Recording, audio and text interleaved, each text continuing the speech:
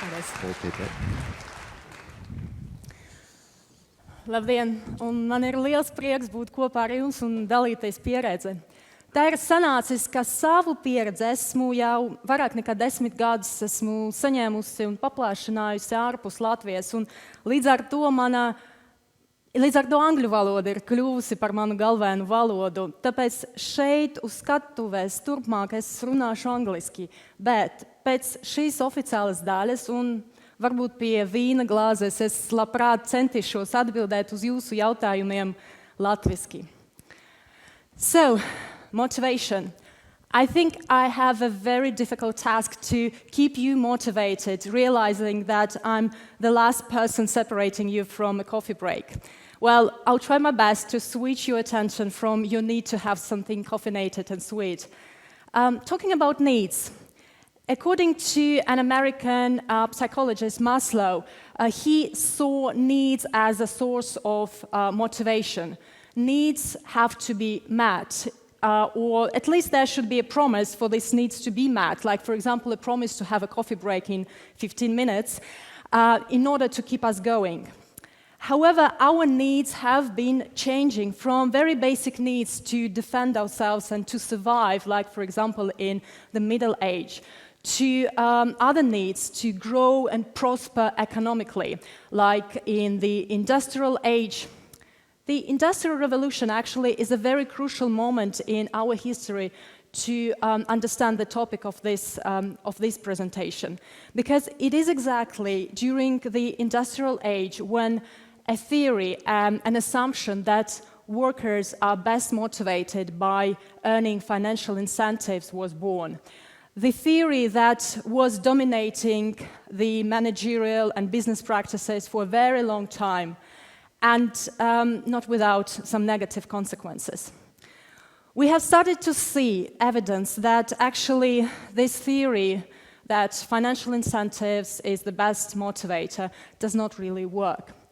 1 in 3 of bankers, the sector notorious for its bonus system, is proud to work in financial services.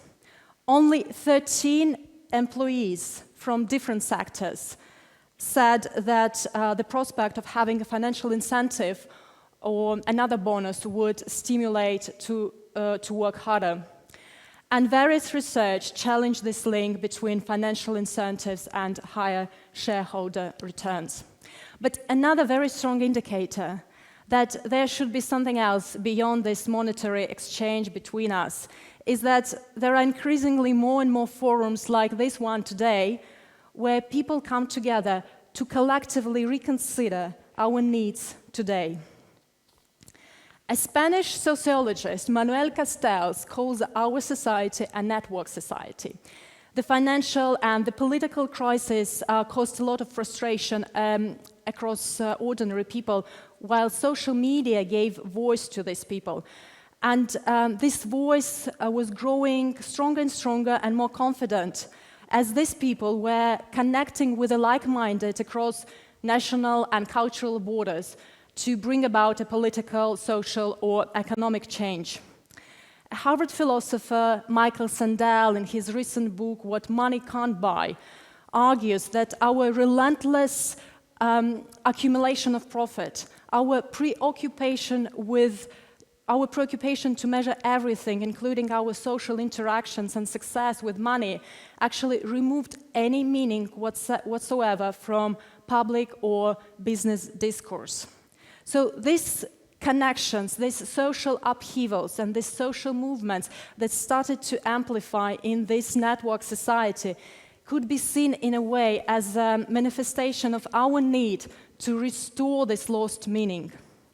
In 2011, a North American magazine, Time, proclaimed the protester the person of the year, emphasizing by doing so the power that ordinary people have gained and became makers of history today. And this motivated, engaged, empowered, connected people who are creating a new world full of opportunities and meaning. Come back to this on Monday morning.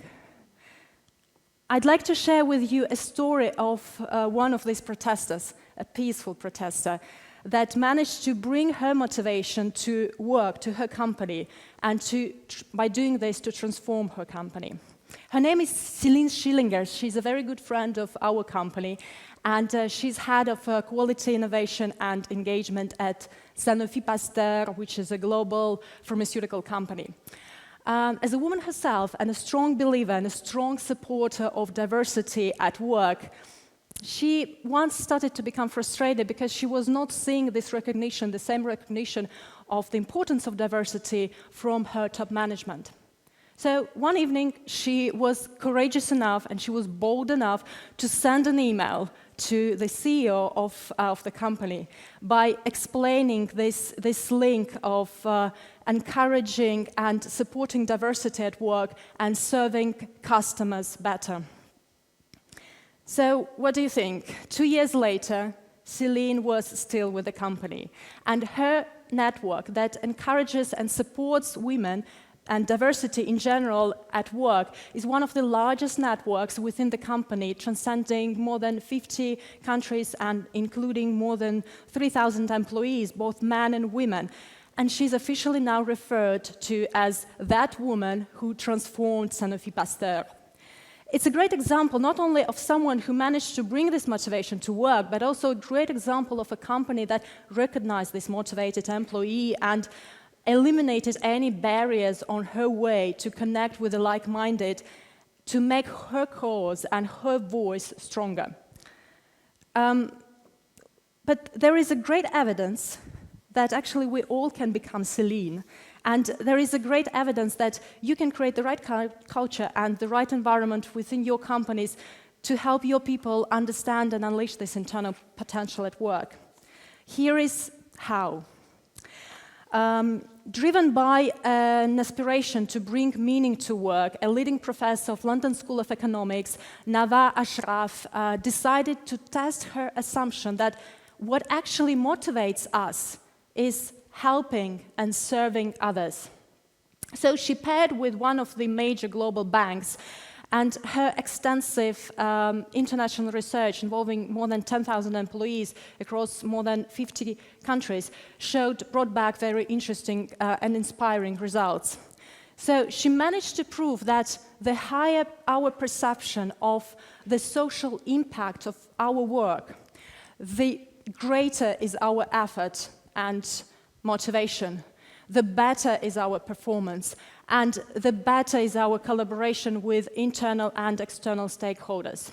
But what else is important is that this altruistic capital, our desire and will to help and serve others, actually can be accumulated, meaning that more socially positive actions we are involved in, more we want to do in the future.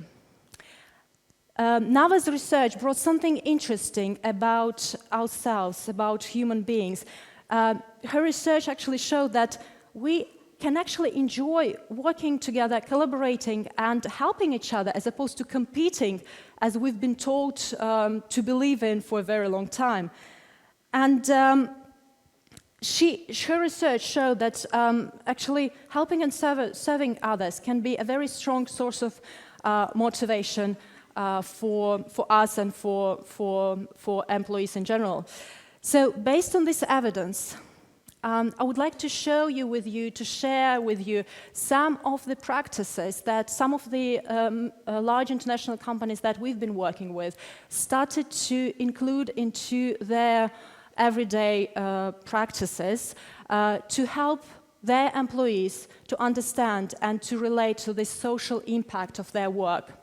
So it's about articulating your social purpose, it's about what we call looking out the window, and it's about bringing people together and listening. I will explain briefly each one of them. So articulating your social purpose is about answering a very short but very complicated question: why does your company exist? Not what do you do, but actually why are you here? What is your contribution to society? Are you a pharmaceutical company? So is it about selling more and more drugs, or is it about actually helping to fight some of the most dangerous world diseases? Are you a professional service company? So is it about helping your clients to become richer and richer? Or is it about contributing to building a healthier and more inclusive society? Well, looking out the window might help you to understand this. By this, we mean that to understand and to realize your social impact and your social purpose would be very strange and odd to do so in isolation from society. So looking out the window, it's about changing your perspective from looking inwardly to opening up to society and try to understand its needs, its aspirations today. And one of the ways how to do so, it's about bringing people together and allow them to listen to each other. It's about creating these safe spaces, these safe forums that I was referring to in the very beginning of my talk, to allow people to exchange with opinions, to exchange with knowledge, to exchange maybe with some frustrations, but also to allow them to break this wall, to break this border between society and their company. So, the insight that I've been sharing with you is relatively new and fresh. For example, the outcomes of the research that's conducted by London School of Economics, the results of this research came out only in the end of last year. And these practices that I shared with you are quite new for companies we work with. However, I can share with you some of the results, outcomes of engaging with these practices, which are quite inspiring too. So, based on the insight from one of these companies, the outcomes of creating these regular safe spaces, these safe forums for people to have an open dialogue with each other on a variety of topics, are people are supportive of change, and they feel part of their corporate culture. They trust leaders more, and they understand the strategy better. So, what I try to demonstrate with very short presentation, and time really flew by, that yes, our needs might be changing and our needs might be different, but there is something that we all probably share with each other and something that we've been neglecting for a very long time. And this is our need to belong to something bigger, which can be realized and which can be understood through social connections and through social interactions. Yes, ordinary people make history today, and ordinary people transform companies, and we all can become Celines. But the thing is that 100 Celines standing hand in hand, shoulder to shoulder, with a very strong realization of why they are doing this, is much more powerful. Thank you very much.